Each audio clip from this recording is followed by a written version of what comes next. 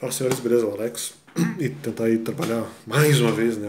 Acho que eu até já havia trabalhado esse tema antes, sobre a questão da. Acho não, tenho quase certeza, praticamente certeza que trabalhei esse tema antes, a questão da argumentação, né? E de como é que funciona essa questão da responsabilidade em Deus, na Bíblia, ou pelo menos aquilo que eu entendo como sendo a maneira mais correta e em que medida há ou não há justificativas para que se faça isso. Então eu fiz aqui um esboço para trabalhando os meus argumentos, né? Exatamente, uma coisa que eu já falei. Responder educadamente não é conivir com o que discordar.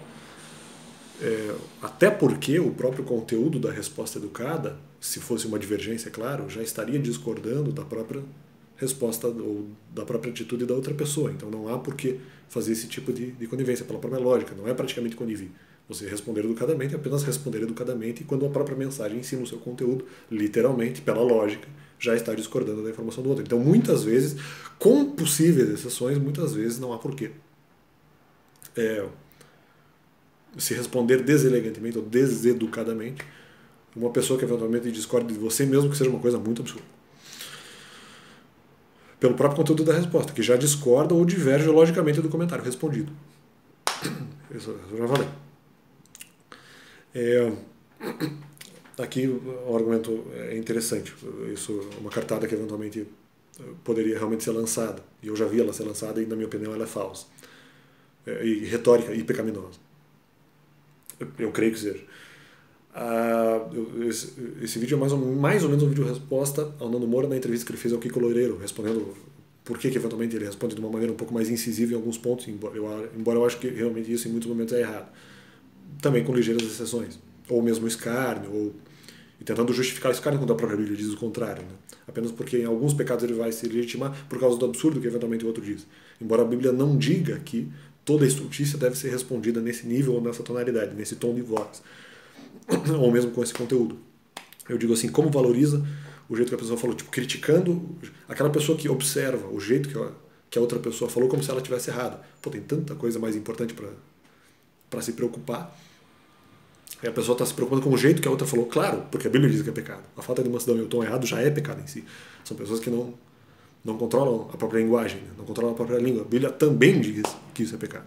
Ela também repreende nesse sentido. E do Nando Moura, ele inverte o raciocínio no sentido de que, se há tantas coisas mais importantes, por que eu vou me preocupar com o jeito que a pessoa fala? Porque é errado, porque a pessoa pode acabar se ofendendo e se machucando com aquilo que você fala e do jeito que você fala. Se há coisas mais importantes, né? Como se houvesse justificativa para a falta de mansidão argumentativa, somente porque há coisas piores ocorrendo no mundo. Ou seja, uma coisa não justifica a outra. O fato de haver coisas piores no mundo, ou talvez até grandes questões coletivas, grandes questões políticas, não me justifica ser deseducado contra outra pessoa. Não me justifica ser maldoso contra outra pessoa, até porque muitas vezes a maldade começa, maldades até piores começam das maldades argumentativas que eventualmente a pessoa escute. Número 4. E aqui, mais ou menos na mesma linha, se a pessoa acabou valorizando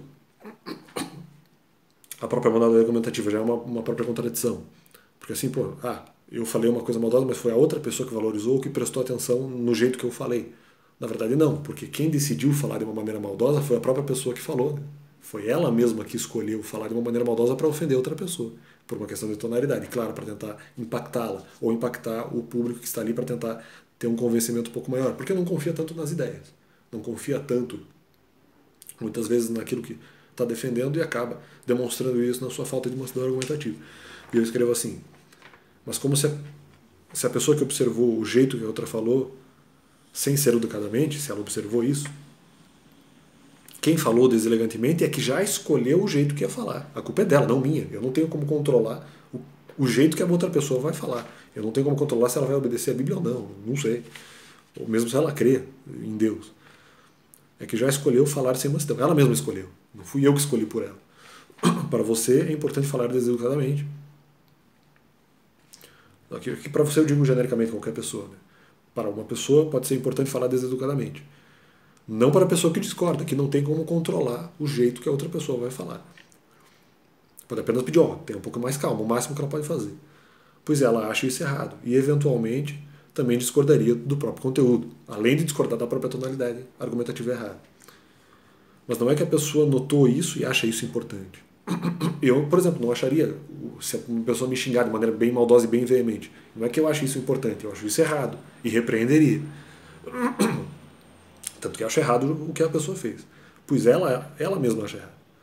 De tal forma que a pessoa que proferiu o comentário sem mansidão, que valoriza a sua própria deselegância, tanto que ela mesma escolheu isso. Às vezes pode ser um defeito de caráter, mas é compreensível.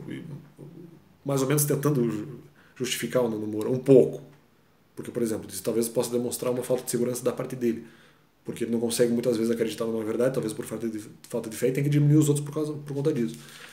O que é compreensível, porque nós estamos numa sociedade, e num mundo, e num momento histórico, em que é muito difícil você realmente acreditar em alguma coisa, porque tudo está muito passageiro. E é difícil você mesmo manter os valores individuais absolutos. Eu confesso que eu não consigo. E mesmo muitas vezes eu também não tenho essa confiança na verdade que eu deveria ter. Mas eu também não acho que isso é uma justificativa total para você deixar de ser manso em muitos momentos. Outro tema aqui, que foi uma coisa que ele tenha talvez falado em outro vídeo, não sei se de repente eu já respondi isso, de que, porque eventualmente alguma pessoa, não sei, até imagino que ele não tenha se referido a mim, mas, porque alguma pessoa vai lá e ela não aceita nenhum tipo de repreensão. Depende. E se a repreensão for falsa? Eventualmente eu poderia repreender uma pessoa apenas para que eu posasse de um cara, de um grande argumentador, como dizem as pessoas na gíria popular, de um gostosão. Eu poderia posar dessa forma. Eu estou respondendo aqui.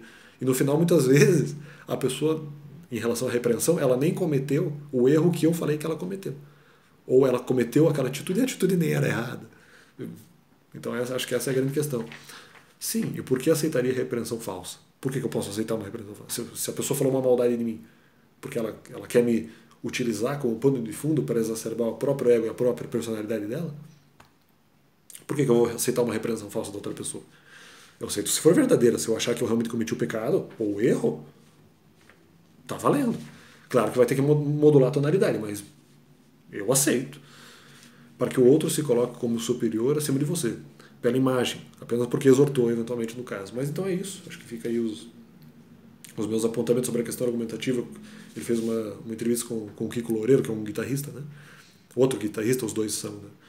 E discordando aí de alguns pontos no que se refere a questão da responsabilidade ou respondibilidade, como eu costumo chamar, um neologismo, mas enfim, só para deixar mais claro, essa questão da retorquibilidade, como é que a gente retorque argumentações, uma coisa muito em voga hoje em dia, né? Praticamente toda pessoa tem a sua opinião política, e eu acho que isso pode gerar excesso de polêmicas e excesso de conflitos, muitas vezes desnecessários, tanto na internet como em várias mídias sociais, até na rua, né? E realmente isso é o que fica, né? Que a gente possa realmente meditar em como que a gente está se comportando, se realmente aquilo está saindo da nossa boca é o mais adequado diante de Deus. E sim, se eventualmente você vai ter que mudar o seu comportamento e se arrepender, né? Então é isso aí, valeu. Deus esteja nos dando as suas orientações, valeu.